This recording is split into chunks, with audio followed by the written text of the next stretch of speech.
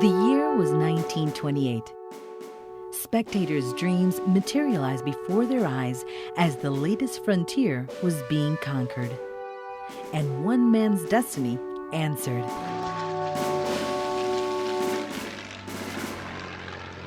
Ladies and gentlemen, the Mount Holly American Legion Post 11 would like to welcome everyone here today to celebrate with us the honor of Emilio Carranza. Captain Emilio Carranza's goodwill flight across the sky was more than a peace mission for his Mexico.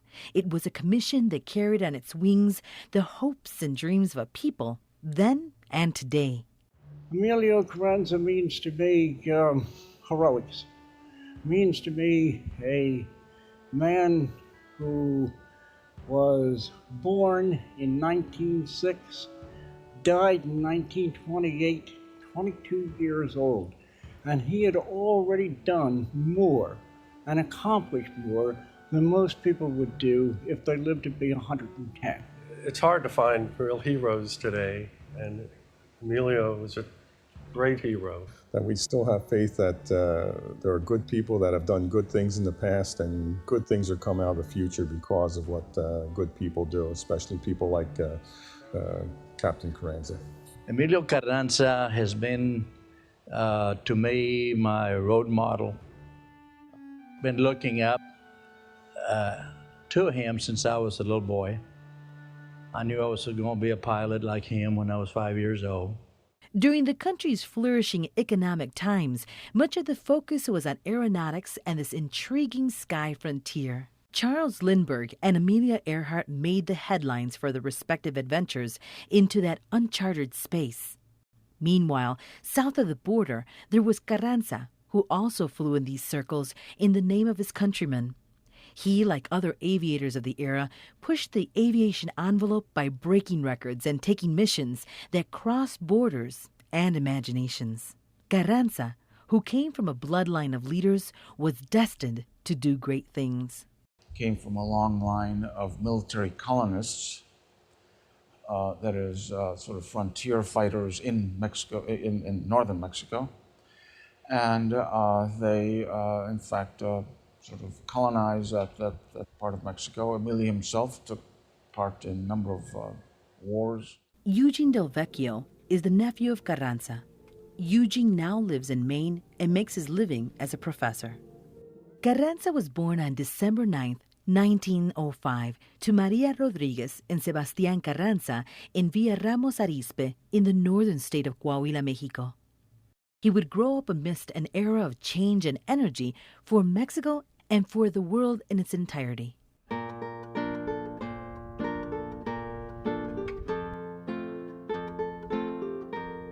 When he was a child, his great-uncle Venustiano Carranza led the constitutional forces during the Mexican Revolution against the dictator Porfirio Diaz.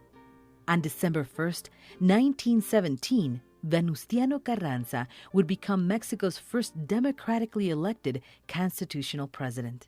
My great-grandfather, Don Venustiano, was not a military man, but he was a primer jefe in Spanish, that is, the commander-in-chief during the time that he was a president. So there is that kind of identification there. As it turned out, it was a short-lived presidency, lasting less than 3 years. He was assassinated on May 20th, 1920, by his Minister of Defense, Álvaro Obregón. Early on in the revolution, the future pride of Mexico, Emilio, would be forced to flee with his immediate family to Texas, where he learned the English language. He and his family, in fact, did live at different times in Texas. December of 1917, when they got to San Antonio, there was helada, frost. And that was the first time they saw frost, because coming from the south of Coahuila, they hadn't seen it. It was there that he became fascinated with the aircraft of the day. It was not until after the Mexican Revolution had ended that Carranza's family returned to Mexico City that he took a serious interest in aviation. In 1923, A curious Carranza joined the Army and was accepted into the Military School of Aviation.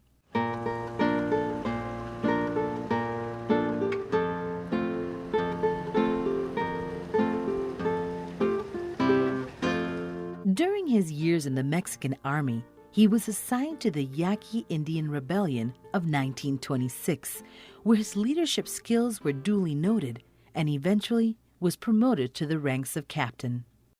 Like Charles Lindbergh, Carranza had made several notable flights in his career, but it was not until September of 1927 that both aviation pioneers had an actual opportunity to meet in person in El Paso, Texas. It was reported that both men quickly became friends and continued to communicate during their aeronautic trials and adventures. On December 14th, 1927, the Lone Eagle, as Lindbergh was known, would fly from Washington, D.C. to Mexico City with technological advancements in aviation that opened up the skies for long-distance flights. He indeed was an aviator pioneer. He flew where people had not flown before, and he was the Mexican Lindbergh, no question about it. He was one of the not only national but international caliber of aviation pioneers and pilots. Very well known during the time that he flew. He knew Lindbergh. Him and Charles Lindbergh were gaining a strong bond, and they knew or felt that they were in a position they could do something for their countries. I think they really had a strong kinship towards each other. Charles Lindbergh even offered him his goggles that he used when he crossed the Atlantic. They shared the same ideals, believed in aviation as a tool of peace, the means of the future. And aviation today, it is what it is because guys like Lindbergh and Carranza that started the long-distance flying. As a result of Lindbergh's successful milestone, the Mexican government announced that a goodwill flight would be made in return to the United States, a gesture of good neighborly relations. The aviation frenzy spread to every area of the country, rallying support from more than just Mexico's small aviation community. It seemed that the country's leading newspaper, Excelsior, generated enthusiasm among Mexico's citizens. It also seemed that the mission of peace and hope was obtaining financial support from various areas. Donations to the cause came from students, Mexican immigrants living in the United States, as well as Lindbergh himself, who donated $2,500 towards the purchase of a new plane. The Mexican government formed a committee that would oversee the flight mission. The group quickly commissioned the building of a Ryan B-1 aircraft by the Mahoney Aircraft Corporation of San Diego, California. It was a plane modeled after the Spirit of St. Louis, which Lindbergh had just recently flown. The prerequisite for this plane was that it was to be able to fly 24 hours continuously. The next order of matters for the committee was to select a pilot. It is said that Carranza was commissioned to make the historic flight on behalf of Mexico because he spoke English and because of his friendship with Lindbergh. He's fluent in English and Spanish, so that made him sort of a natural goodwill ambassador, you might say. So he exemplifies the best of someone who was able to bridge both cultures. On February 14, 1928, Carranza received a telegraph from the Excelsior newspaper inviting him to participate in Mexico's historic international flight. Emilio responded by telegraph informing them of his decision. Received your kind message of Excelsior and the difference that this important daily has taken and served upon me. I am indeed honored to address you first, to manifest my appreciation for this indicated favor, and also to let you know that I am very moved and my best wishes to cooperate enthusiastically for the success of your notable business. It was 2 months later that the construction of the commissioned plane was completed.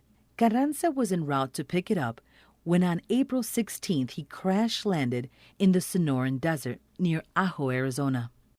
There was a little boy out in that field or out in the desert, and he ran in and said, Mommy, Daddy, a big bird fell out of the sky.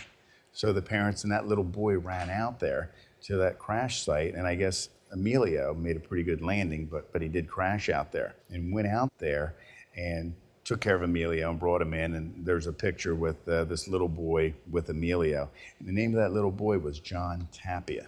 I had never seen an airplane before, and my parents thought that I had something wrong with my eyes because I was outside playing in the sun.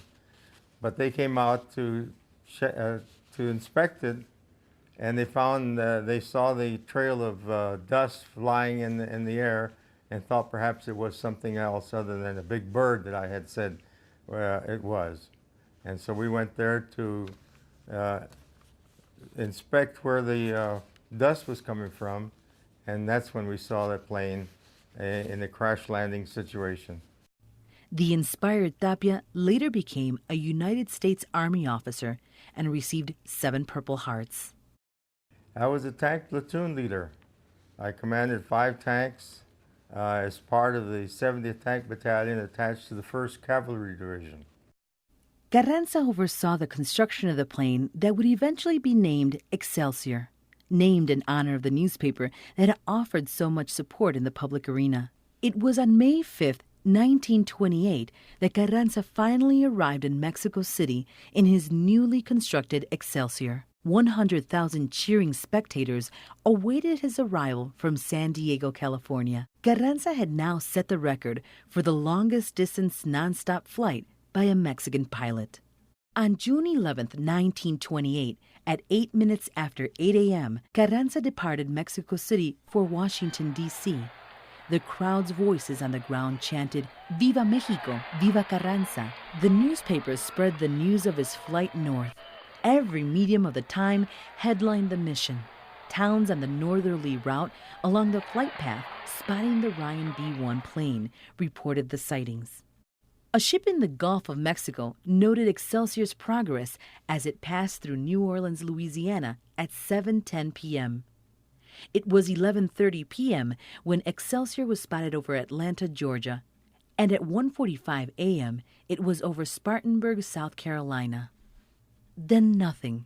It was not until 2 hours and 15 minutes later, at 4 a.m., that the Civil Aviation Administration reported that Carranza had made an emergency landing in Mooresville, North Carolina, landing just 300 miles south from Washington, D.C. The reason for his emergency landing was never made clear, but what was noted was the sense of relief over his safe landing. On the afternoon of June 12, 1928, Carranza continued his quest of reaching Washington, D.C. Dignitaries from around the world gathered in Bowlings Field to salute Carranza as he made his notable landing in Washington, D.C. 100,000 people were in Washington, D.C. when his flight came. His landing evoked celebrations in both countries. In the United States, President Calvin Coolidge honored him at a White House dinner where Washington's elite were invited to honor him. It was then that Carranza announced another flight he would make. This time, he was going to New York City. On June 17th, both airfields were buzzing with military escorts and squadrons to send him on his way from Washington, D.C., and then to receive him on the other end. Emilio, when he flew here, Roosevelt Field up in New York City, and a lot of people don't know this either, but he was treated to a royal hero's welcome at a ticker tape parade. Over 100,000 people in New York City came out to honor him. Mayor Jimmy Walker of New York City was on hand to greet him, as was Carranza's father, who was in New York City holding down a post within the Mexican consulate.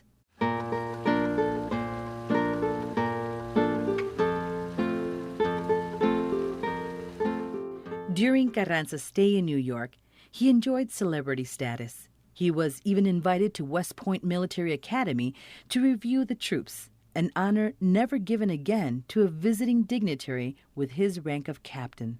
they've never had a captain inspect the troops at West Point with that lower grade, but they did it for Emilio. So apparently they thought pretty highly of him because of the pioneering that they were doing at the time in aviation. During his 4th week in the Big Apple, Carranza made several attempts to return to Mexico City. But inclement weather made it impossible to depart. Carranza had attempted to head back to Mexico in Excelsior, but Lindbergh advised him not to fly in the bad weather the region was experiencing. People said, Emilio, he can't go. The weather's too bad. I mean, it's just terrible. Thunderstorms throughout the area. On July 12, 1928, Carranza was having dinner with his father at the Waldorf Astoria Hotel in New York when he received a telegram from his superiors back in Mexico, which demanded he return home immediately. He said, my country needs me. They've called me home, and I'm going. The last day when he was killed, he had already canceled the flight for that night and went to the hotel in New York, and he was having dinner with his father and his brother, who was a mechanic, his mechanic, and he gets a phone call. And he went to answer that phone call, and it was the Western Union telegram from his commanding officer, General Joaquin Amado, sending a wire to him, and the wire read, "Leave immediately without excuse or pretext, or the quality of your manhood would be in doubt." He didn't even return to the table where his father and brother were eating. He went out the front door, got in a cab, went back to the airport, which was already, his airplane was already fueled and ready to go, got in it, and took off in the hellacious electrical storm that was going on at the time. And he had to know, I mean, being a pilot myself, I know that he had to know that he didn't have a chance. He was going to die, but he was the type of man that he'd obey a military order from his general to go home right now. And he did. Logs indicate that Carranza departed at 7:18 p.m. during an electrical storm. And he took off from Roosevelt Field on that eventful night and came to his death. From what I understand, it came to something that when I was in the military in the Air Force, loyalty and following your commanding orders. Being a former military man myself, I understand having to follow orders, and sometimes it may cost you your life. He died serving his country, serving peace between two nations. We recognized him even more through the fatal crash. How much he would have been remembered had that crash not occurred, we cannot say. But the fact that it did occur, here we stand today. The next day, John Carr, a local resident working alongside his family picking berries in the fields, discovered parts of what was one of Excelsior's wings.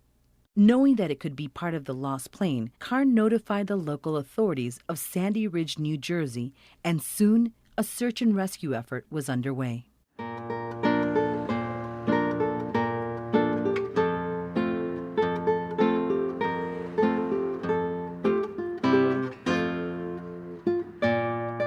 Last night, I had the opportunity to take a flight out there.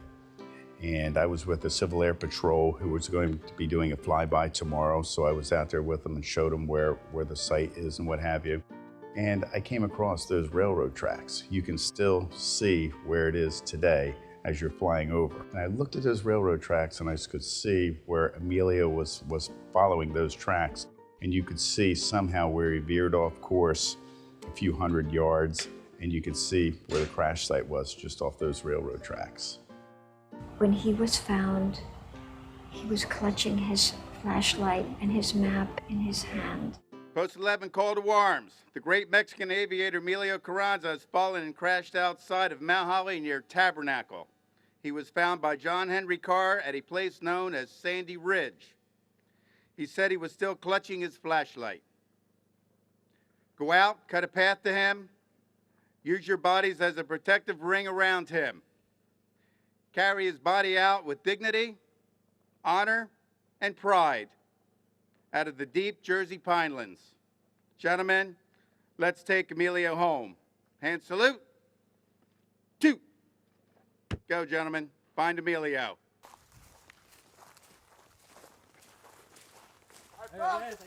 Called upon to lead the search were men that belonged to American Legion Post 11 of Mount Holly, New Jersey. These veterans of World War I had knowledge of surviving in the European woods, which made them qualified to conduct such a search and rescue mission.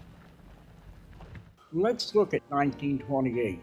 Let's look at the fact that the First World War had just finished, basically, well within the memories of those who had fought it, both the horrors and the heroics of it. This post, of course, was all, at that point, First World War vets. Many of them were aviators.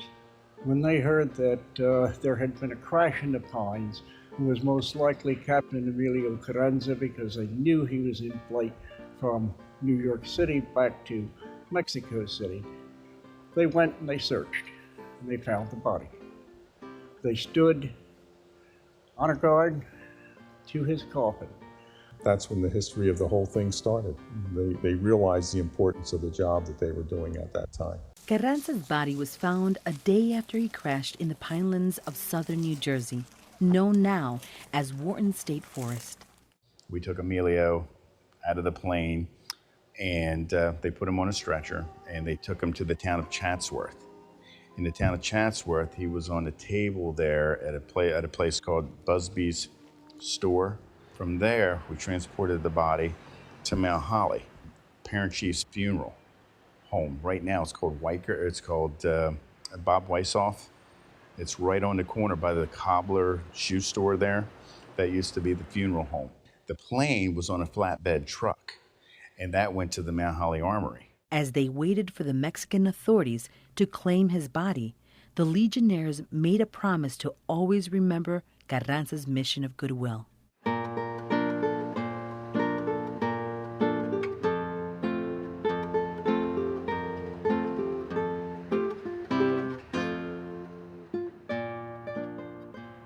Being a fellow aviator and being in a squadron with fellow aviators, affection for other aviators, you know, we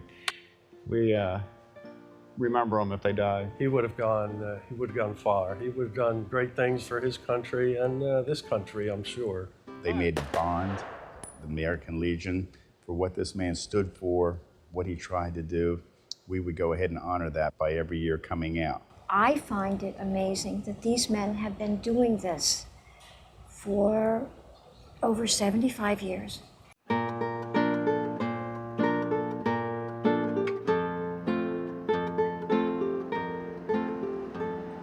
Captain Ismael Mel Carranza, a second cousin of the fallen pilot, was inspired and decided to pursue a career in aviation. He spent more than 32 years as a pilot, and before he retired in 1995 from Continental Airlines, he would pilot the world's largest commercial airplane, a Boeing 747. President Coolidge at the time offered to take the Arizona and take him by boat or by ship, and the Mexican government refused. They decided they wanted him by railroad. My father actually met the body in San Antonio, where they had the biggest funeral procession in San Antonio when Emilio's body was taken through San Antonio. And my father picked up his body there and accompanied all the way to Mexico City, where he's now entombed, where the illustrious men of Mexico are buried in the rotunda. And his tomb is there, and very nice. And they have a military service every year on July the 13th. The Air Force, the Mexican Air Force does, and I have gone over there to witness that military service. But seems like Mexico doesn't open it to the public. It's just the military people that have it. They always invite us as a family. We go, but it's not open to the public, and I don't know why they do that.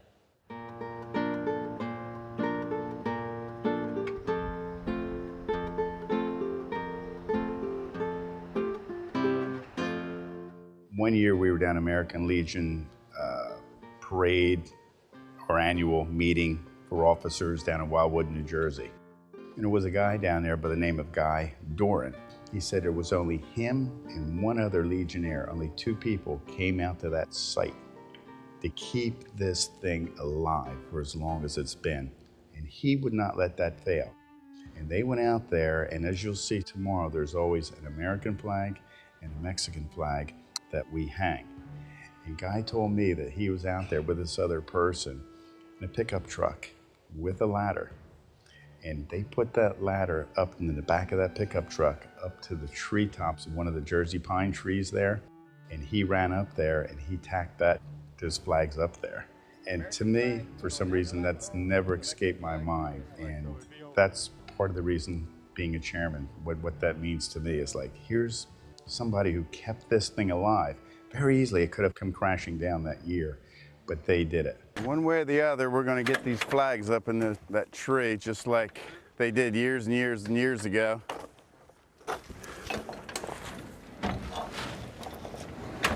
Something tells me that tree wasn't that high then. The state of New Jersey has been shut down. They've been having budget crunches, a lack of funds, so the governor shut it down, which means where Emilio's monument is, the state has basically shut down Wharton Tract Forest. We have no support, we have no help from the state out there whatsoever. We have no flagpoles. The state supplies us, Wharton State Park, the forest there, supplies us with these flagpoles. So I feel almost like a destiny is about to come true for me, because tomorrow morning I will be there with my truck and with my ladder. And if I have to, I will put that in the back of my truck, and just like Guy Doran did many, many years ago, I will climb that ladder and I will put those flags up in those trees. The Mexican flag and the American flag will fly tomorrow. All right, we got it done, guys. One way or the other, we said these flags would be hung today in this tree, and so be it. They are.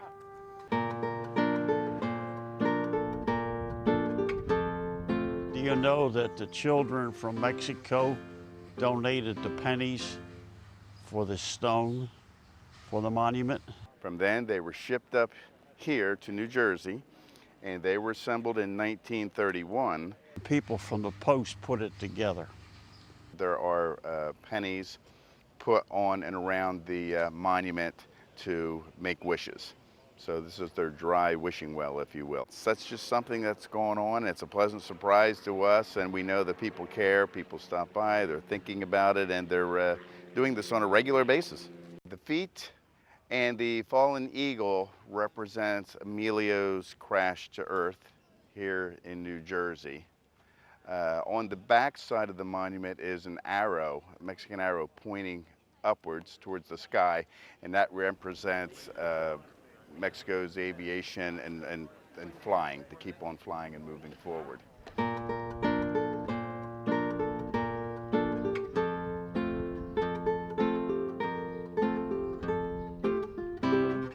Every once in a while, someone will come up and say, this is a part of the plane, because after the plane went down, a lot of people went out to the Pine Barrens in searching of artifacts that they could find, and some pieces were picked up, and we really don't know who has them, and over the years, they probably lost their identity, and no one really knows what the pieces are.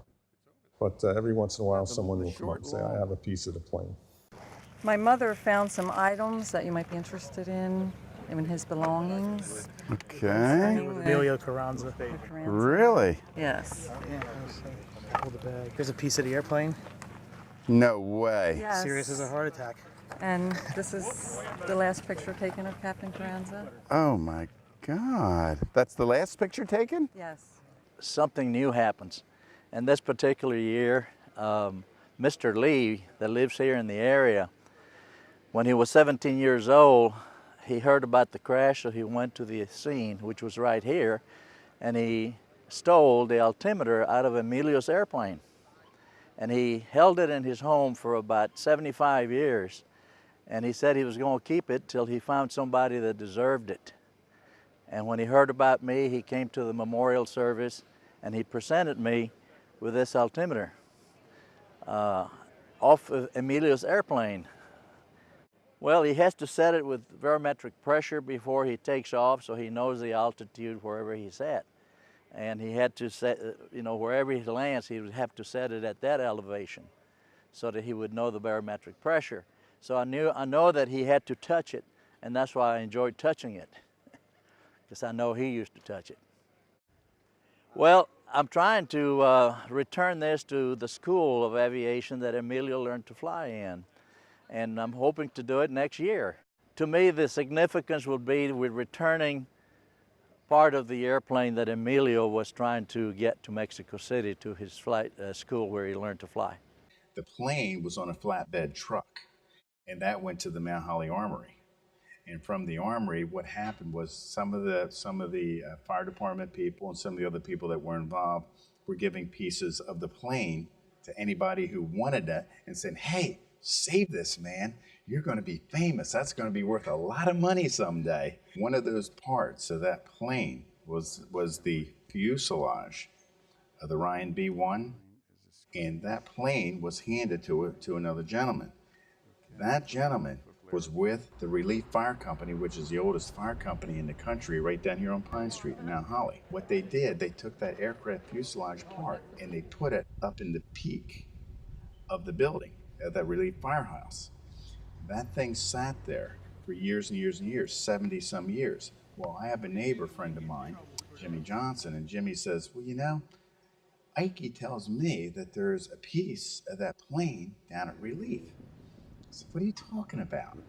So I went out, talked to Ike, talked to Jimmy. We made arrangements with Relief, and one of their people took me up to that peak. We're rummaging around up there, looking, and we can't find anything.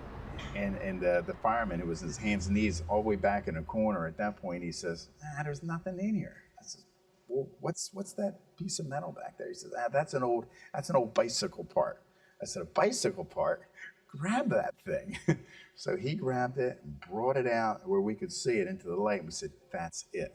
That's the fuselage." So that went from 1928, when that truck rolled into Mount Holly and took that piece of fuselage, went from there right to Relief Fire Company, and it stayed up in that attic, up in that spot for over 70 years, till just a few years ago, I went down there at nighttime and found that fuselage. But at this time, Steve has done something very special for us. He has put together, if you want to hold that up, Steve. This is a piece of Emilio's wing. This is an actual piece of the wing skin. And he is going to make a formal presentation and dedication to us this afternoon at the picnic. Steve, thank you very much. Quite welcome.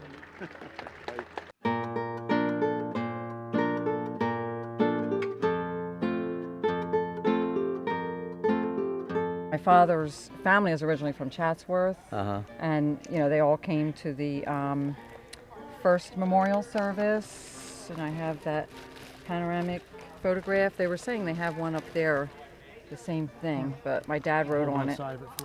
No, that's the first service. Yes, and this is my dad. He wrote on there, and his brother Herman and his brother Joe.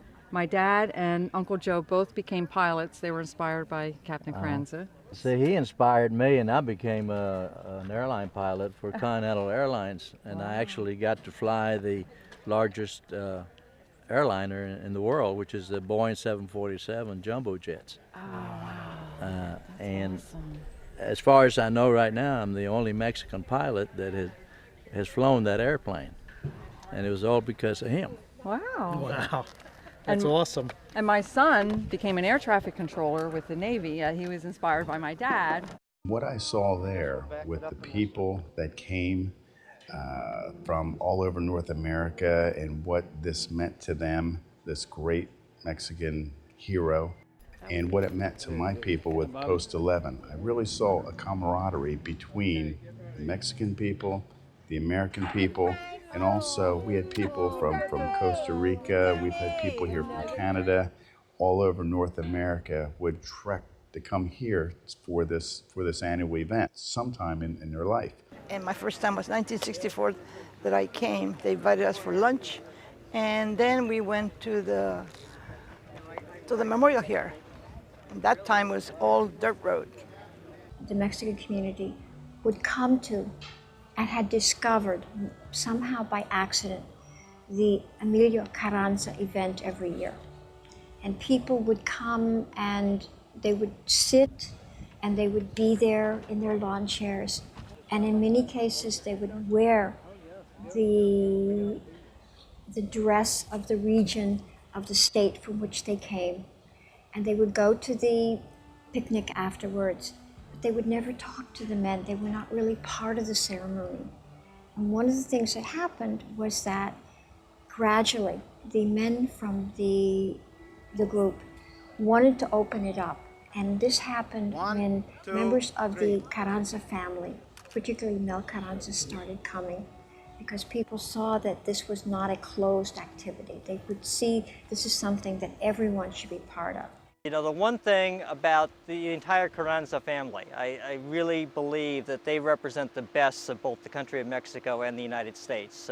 What they've contributed and what they've accomplished in both of these countries. And just particularly the Carranzas that have moved here to the United States and really, you know, started with nothing and built tremendous businesses, inventions, families, communities. And I think Emilio represented the spirit of that, and I think that's why, you know, both countries reacted the way he did when he passed as tragically as he did. Gentleman Sebastian, I met him when he was 101 years old in Ramos Arizpe, Coahuila. And he says, the only son I've lost is Emilio. 80 years ago, we lived in a world where Mexico and the United States were as close as they had ever been.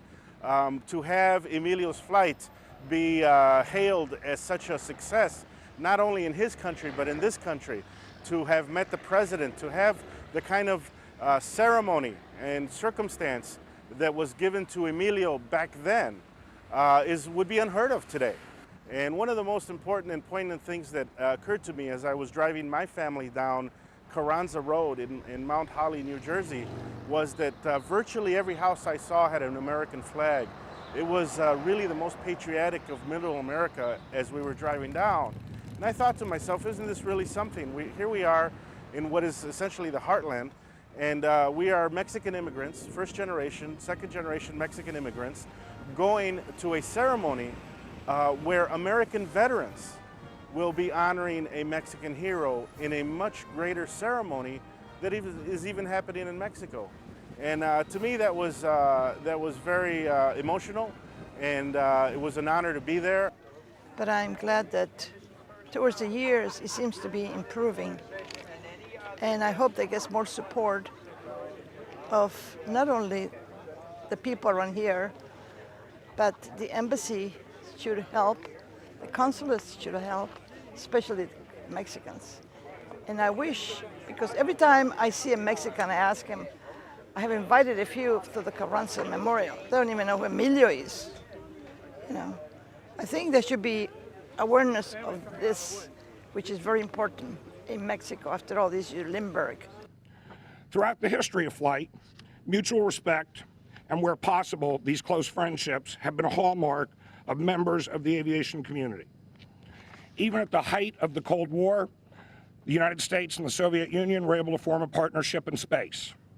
Carranza and Lindbergh were not only early pioneers in flight, but in the very culture of aviation. The ongoing commitment that American Legion Post 11 has shown to this mission, commemorating, honoring, and preserving the memory of Captain Carranza and his epic story, is remarkable. We all owe them a great debt for this uninterrupted service. As I prepared to speak with all of you today, I was touched by Irma Carranza's speech at this ceremony in 2000. We have indeed fallen short of Captain Carranza's ultimate goal, overcoming our differences and using our diversity to reach common goals as good neighbors and good friends. As I stand upon this ground, hallowed by the bravery and dedication of Captain Emilio Carranza Rodriguez, I'm reminded of a quote by Henry Ford: "One who fears failure limits his activities." Captain Carranza never feared failure and never limited his activities. His ultimate sacrifice in pursuit of achievement continues to be an inspiration to every one of us. We shape our lives not by what we carry with us, but by what we leave behind. What Captain Carranza left behind is a formidable challenge to man's very nature: strive, progress, and achieve. Today, Captain Emilio Carranza's mission of goodwill and his memory live on through the Brotherhood of American Legion Post 11 of Mount Holly, New Jersey. He paved the way for many who would be our country's future flyers. The Carranza family wishes to express our profound and everlasting gratitude to the members of Post 11 of the American Legion and their wives. This day is yours, as much as it is Emilio's, for it is you who have nurtured during all this time the spirit of goodwill between our two nations. It is you, especially this year, who have continued its journey. The challenges that Emilio, Charles Lindbergh, and other aviation pioneers like them took upon themselves in the dawn of aviation had a practical purpose. This was to demonstrate the promise aeronautical technology proclaimed towards bettering the communication and the understanding of the peoples around the world. 80 years ago, the herald potential had to be put to the test by men and women who were willing to sacrifice the ultimate sacrifice. And sometimes they did. Such was the case of Captain Emilio Carranza Rodriguez. People knew it, and I think that is why they responded in that unbelievable manner during the search and rescue of Captain Emilio Carranza's body, during the funeral in New York City, and along the route of the train. His spirit of goodwill remains here in your hearts, in your minds, and in your deeds. For us, the family, both Emilio and his dream are alive within you, shining forever, showing us the way.